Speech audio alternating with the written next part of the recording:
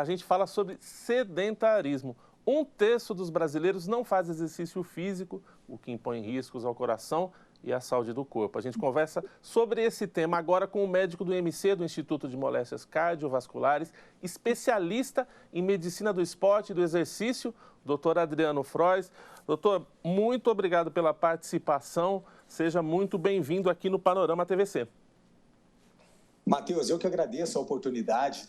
Eu falo sempre que agora parece que todo dia a gente tem uma data comemorativa de alguma coisa, né? E eu fico muito feliz quando a gente consegue chamar dentro dessas datas comemorativas campanhas de conscientização para alguns assuntos que são de extrema relevância para a nossa população. Então, eu fico muito feliz em aproveitar aí um veículo de comunicação para que eu possa falar com vocês um pouquinho sobre o tema tão importante.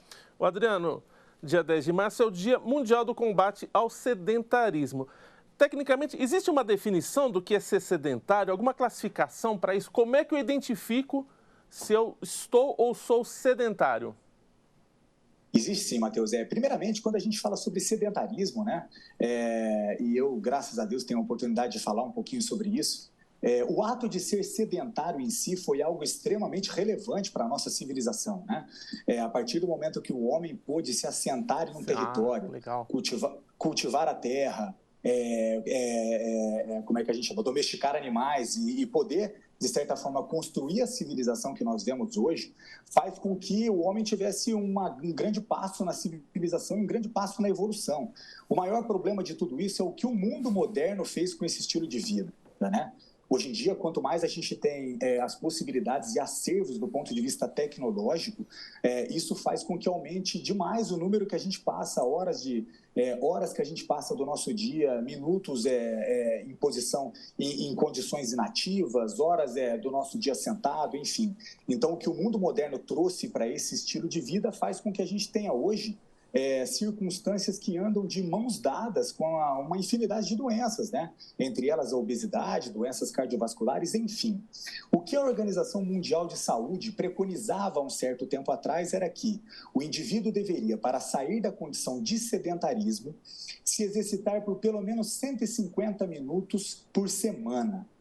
Hoje isso tudo tem mudado. E as estratégias hoje passam para 300 minutos por semana, tá? Então, o indivíduo, aí, se a gente conseguir dividir ao longo do dia, a gente vai ter alguma coisa em torno de 45, 50 minutos diários de exercício ao longo de uma semana de 7 dias. Então, é mais ou menos por aí o que a Organização Mundial de Saúde preconiza para que o indivíduo deixe de estar no estado de sedentarismo.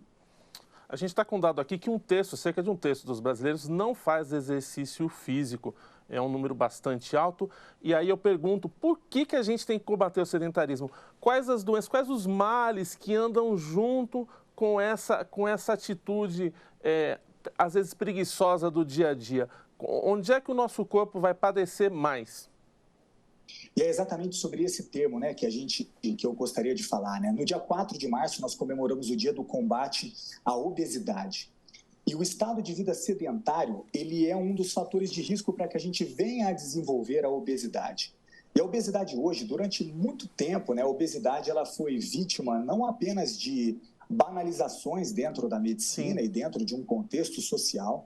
Existe até uma iniciativa de tentar uma autoafirmação sobre o contexto de aceitação da obesidade, mas a obesidade é uma doença que precisa ser combatida tanto por instituições públicas, por serviços comunitários, enfim, atitudes do governo, porque é uma doença que nós classificamos hoje como uma doença inflamatória crônica não transmissível e que caminha de mãos dadas, como eu já disse no começo do nosso bate-papo aqui, com circunstâncias, entre elas hipertensão arterial, diabetes, a obesidade propriamente dita, alterações com relação à parte psíquica, saúde mental, perturbações da qualidade do sono, alterações endocrinológicas e metabológicas e doenças metabólicas do nosso organismo. Então, assim, quando a gente caminha com um estilo de vida sedentário, distante de exercícios, isso faz com que a gente vá andando em paralelo com essas situações. E uma coisa que é muito interessante da gente pensar, da gente contextualizar e conceituar, é que existe uma distância grande entre a atividade física e exercício. A Certo. atividade física é toda e qualquer circunstância em que a gente coloca o nosso corpo em movimento. Então, por exemplo, um serviço doméstico, varrer uma casa, subir em uma escada, enfim, tudo isso a gente pode classificar como atividade física. A partir do momento em que nós temos a padronização, a sistematização de uma atividade de movimento, de uma atividade física, nós chamamos de exercício. Então, é muito importante que a gente conceitue esse conceito de exercício atrelado à vida do indivíduo. E essa revolução na vida da pessoa, você acredita que tem que ser multidisciplinar? É o exercício, é a nutrição, é cuidar bem da cabeça, ter um bem-estar? Como é que eu faço essa junção desses vários segmentos da medicina e do modo de vida? Claro, sem dúvida nenhuma. Eu acho que nós que somos da área da saúde, nós precisamos, de certa forma, de uma maneira integrada e muito responsável, levantar essa bandeira do combate ao sedentarismo.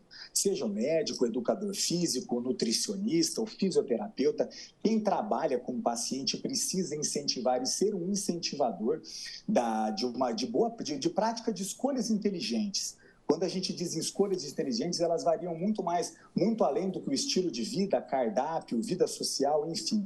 A gente precisa entender que hoje, talvez, o exercício seja a atitude não farmacológica mais eficaz a ser inserida como uma ferramenta terapêutica no tratamento de muitas doenças, seja ela hipertensão, obesidade, diabetes, o câncer. Então, estar atrelado a um meio de vida saudável, com escolhas inteligentes e atreladas a um contexto de exercícios é fundamental para que a gente possa pensar não só em longevidade, como também em bem-estar. E existe alguma idade que você acredita que não é possível mais mudar esse relógio ou ainda dá tempo para todo mundo? Não, dá tempo para todo mundo. Eu falo assim, antigamente a gente falava, né, que para a gente se exercitar basta você ter uma roupa apropriada para tal e a gente pode sair fazendo qualquer tipo de exercício. Isso não é bem assim, né? Claro. Toda vez que a gente vai propor uma mudança, seja ela qual for dentro do nosso estilo de vida, a gente precisa de orientação.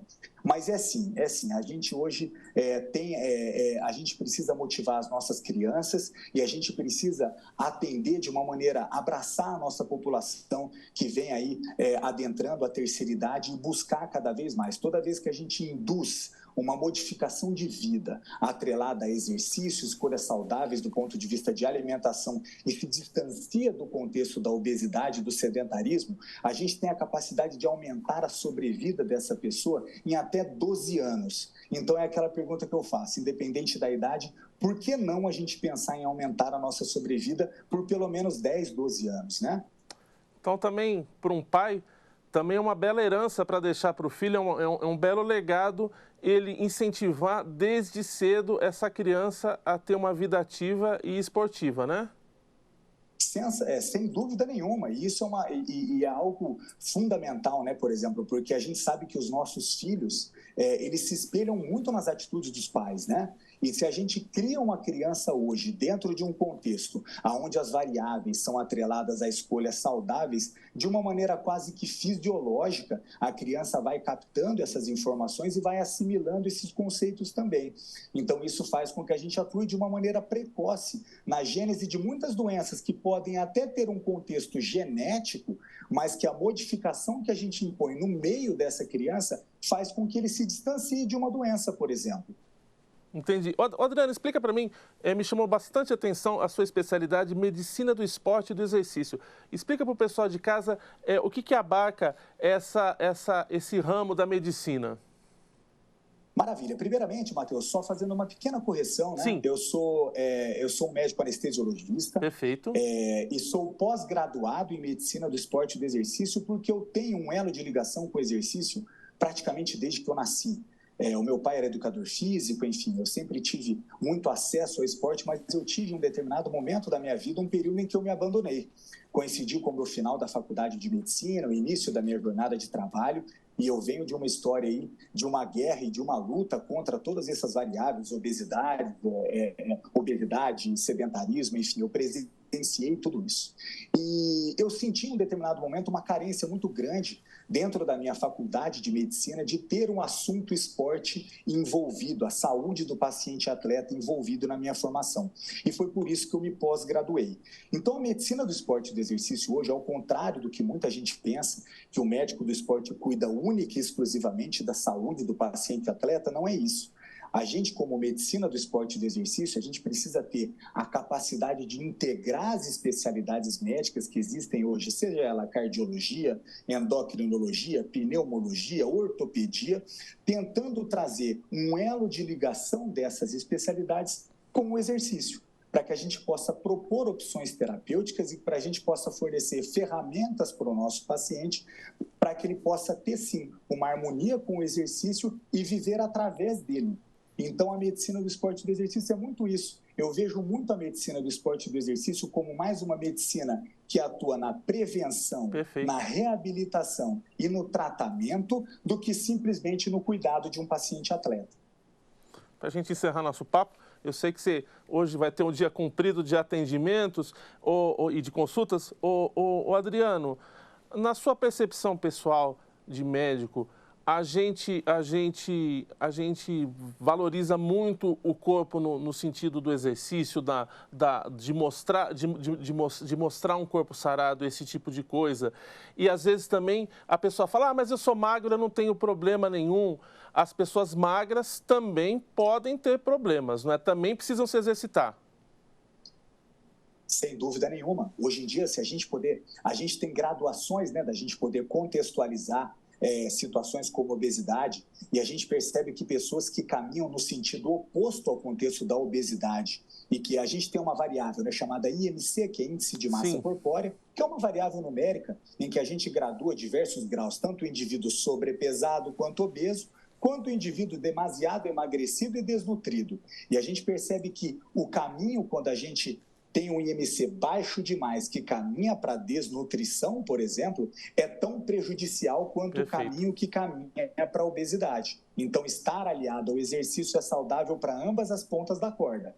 Tá, Joia. Para a gente encerrar nosso papo, queria que você deixasse um recado para o pessoal de casa a respeito dessa retomada do próprio corpo e de se cuidar melhor.